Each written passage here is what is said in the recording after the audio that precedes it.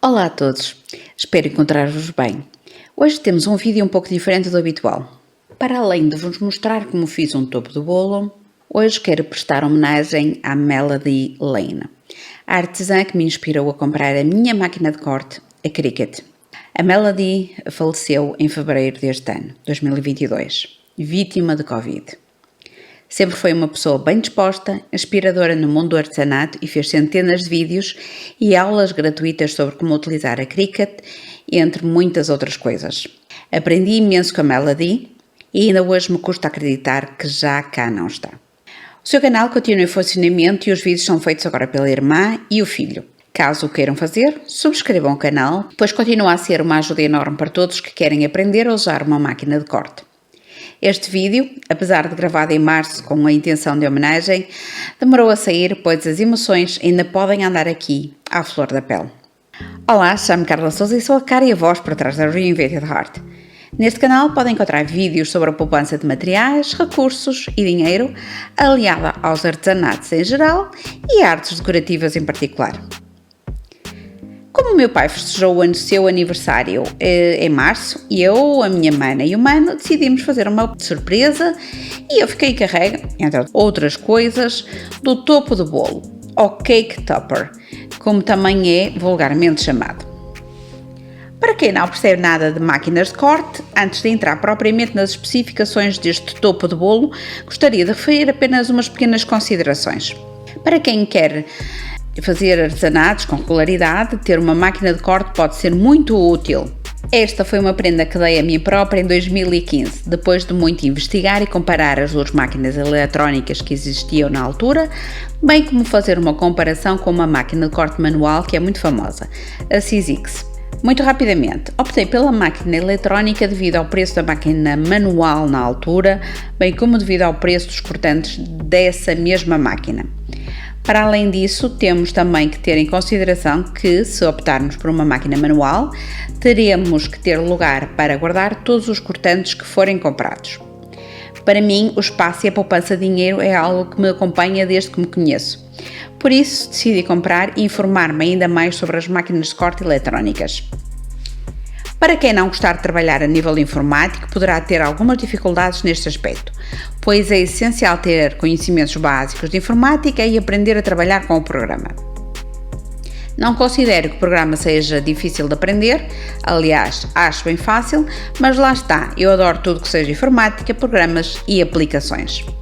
Uma das grandes vantagens que uma máquina eletrónica tem é a possibilidade de criarmos tudo aquilo que nos apetecer, com o tamanho que nos apetecer, sem necessidade de estar a adquirir cortantes novos, que, como disse, não são baratos.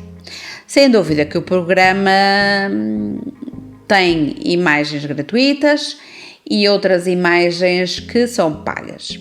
Eu não subscrevi o pagamento para aceder a imagens pagas e continuo a fazer sempre os meus projetos personalizados. Há sempre forma de fazermos as nossas próprias imagens e arranjarmos gratuitas, mas isso poderá ficar para outro vídeo. Não estou a dizer que a máquina manual seja má, pois nunca utilizei uma, mas bem que gostaria de o fazer e testar.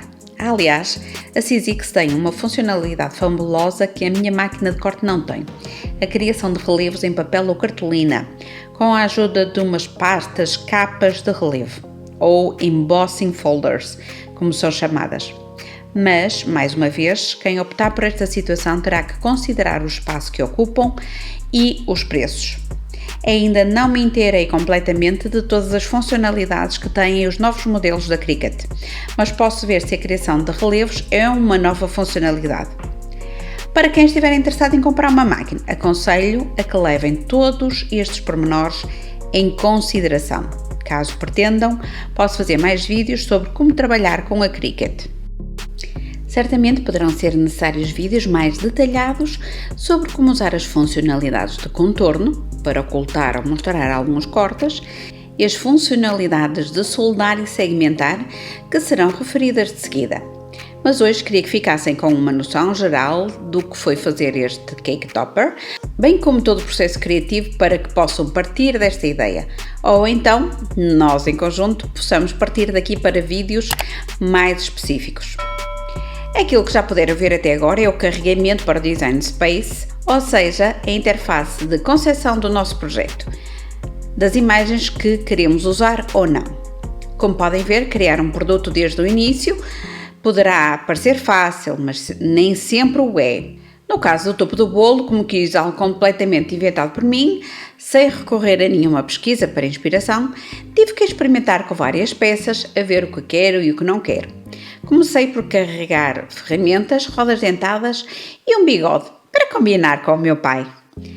Criei um círculo e usei a funcionalidade de segmentar com outro círculo de tamanho inferior para criar um aro, com 15 cm de diâmetro exterior, que servirá de guia para criar o design final. Este aro será apagado no final. Depois usei a funcionalidade de ocultar o contorno para ver como seria o corte das ferramentas que estão cruzadas e da chave de bocas. Às vezes as imagens são ideais para corte em papéis com duas cores diferentes, o que não serve para este topo do bolo.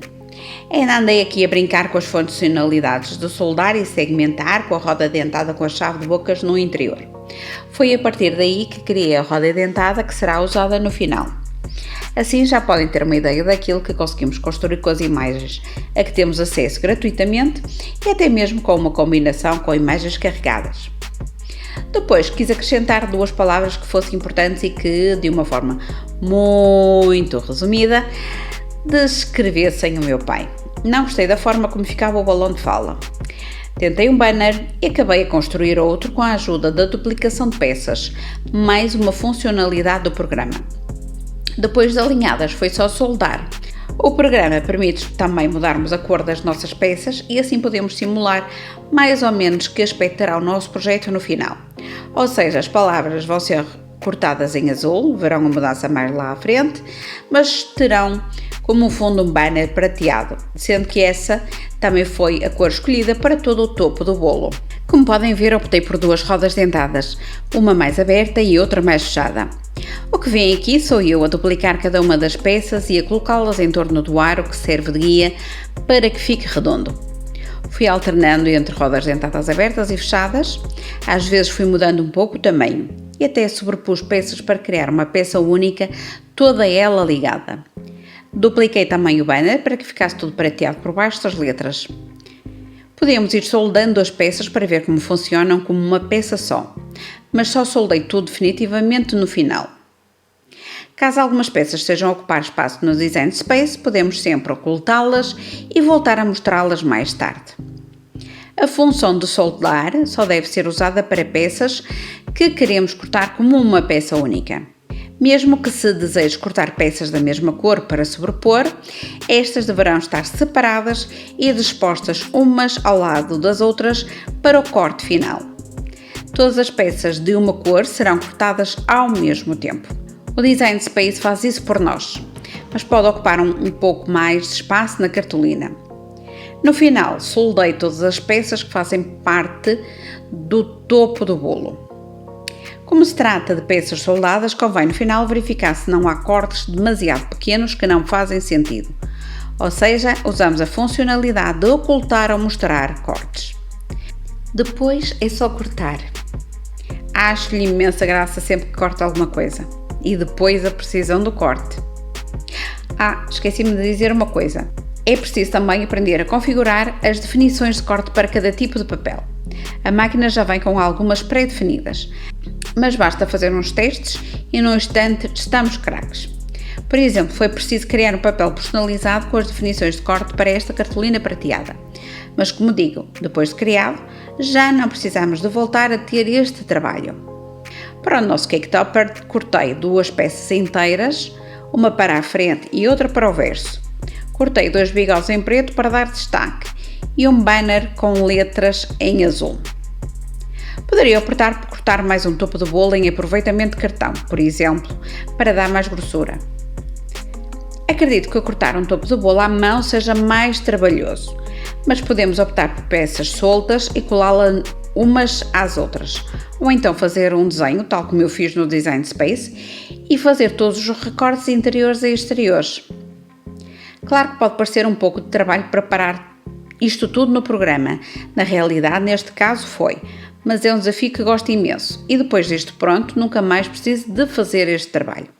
Basta carregar o projeto e cortar e já está. Já me viram a retirar os bocadinhos negativos do corte, vamos chamar-lhe assim, ou seja, os bocados que sobram da nossa composição. Algumas vezes ficam agarrados à peça, outras vezes ao tapete. O mesmo acontece com as máquinas manuais. E claro, tinham de me ver a enganar-me. Colei o banner com o topo do bolo de pernas para o ar. Só quando ia colar bigode é que dei conta que me faltava espaço. Toca a descolar e voltar a colar.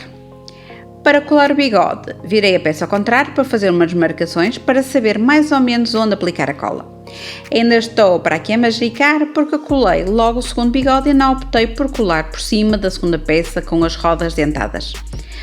Deve ser por isso que eu faço os protótipos e vocês melhoram o projeto. Depois colei um pauzinho em madeira de adoçar o café. O meu marido não usa e faz o favor de os trazer para casa. Só me falta falar das letras. Optei por um tipo de letra que me obrigou, entre aspas, a colar as partes interiores das letras. No entanto, tudo isto trata-se apenas de gosto pessoal. Espero que tenham gostado e que este seja o ponto de partida para mais topos de bolo ou tutoriais sobre a Cricut. Obrigada de coração por estarem desse lado e vemo-nos já de seguida no próximo vídeo. Beijinhos!